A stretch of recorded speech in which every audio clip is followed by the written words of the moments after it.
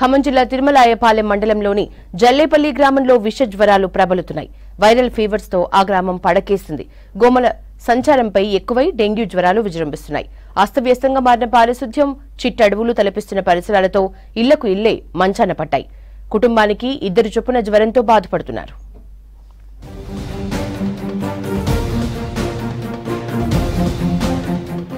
ఖమ్మం జిల్లా తిరుమలాయపాలెం మండలంలోని జల్లేపల్లి గ్రామంలో గత కొద్ది రోజులుగా జనం వైరల్ ఫీవర్ తో బాధపడుతున్నారు. డెంగ్యూ, మలేరియా కేసులు నమోదవుతున్నాయి. ప్రభుత్వ డాక్టర్లు సకాలంలో స్పందించకపోవడంతో గ్రామంలో పారిశుధ్యం లోపించడంతో పదుల సంఖ్యలో కేసులు నమోదవుతున్నాయి. దీంతో ప్రజలు ప్రాణ భయంతో ప్రైవేటు హాస్పిటల్ కి పరుగులు తీసి వేలకు వేలు తారపోస్తున్నారు. గ్రామంలో ఇంటికి 2-3 జ్వరాల బారిన పడి బాధపడుతున్నారు. రహదారిపై నిలిచిన మురుగునీరు, డ్రైనేజీలో చేరిన చెత్త కుళ్లిపోయి దుర్వాసన వెదజల్లుతోంది. గ్రామంలోని బీసీ కాలనీకి ఆనుకుని ఉన్న తండా మధ్యలో పాత బావిలోకి వర్షపు నీరు చేరి పిచ్చి చెట్లతో నిండి దోమల ఆవాసాలకు నిలయంగా మారాయి.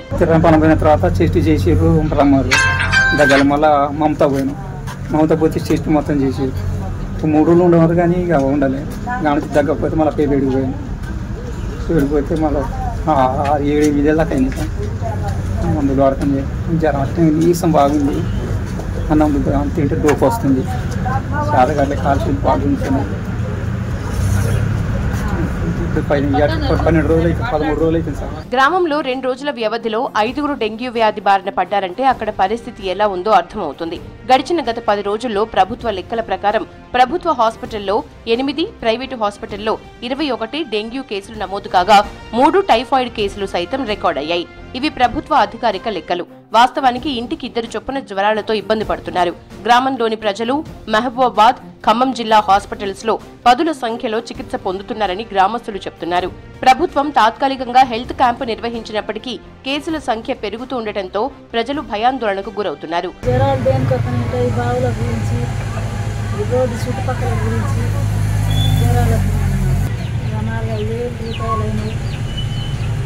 దొరకక వీళ్ళ వాళ్ళ కాళ్ళ చెరువు పడి కాళ్ళ పడి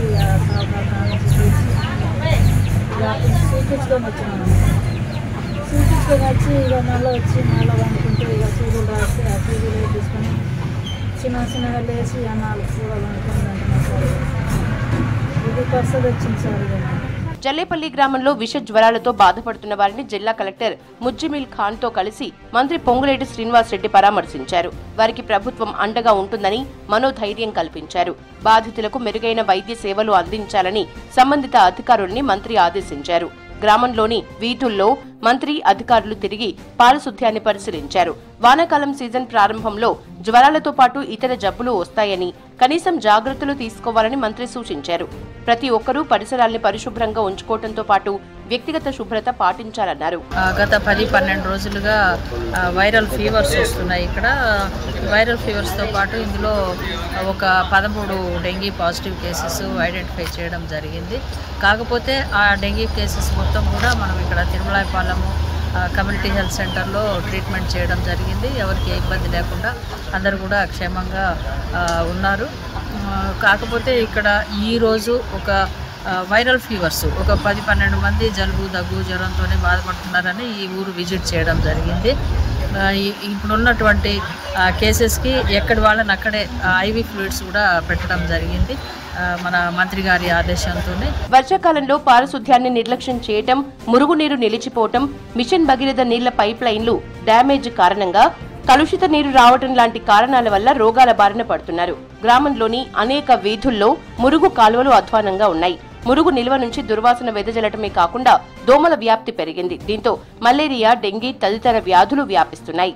ఖమ్మం పోయినా కూడా ఆడ టాబ్లెట్ రాసి ఇచ్చారు, రక్త పరీక్ష చేసారు. జ్వరం, డెంగీ జ్వరం అని వచ్చి ఆడ నుంచి మళ్ళీ వచ్చి ప్రైవేట్లో చూపించినాము.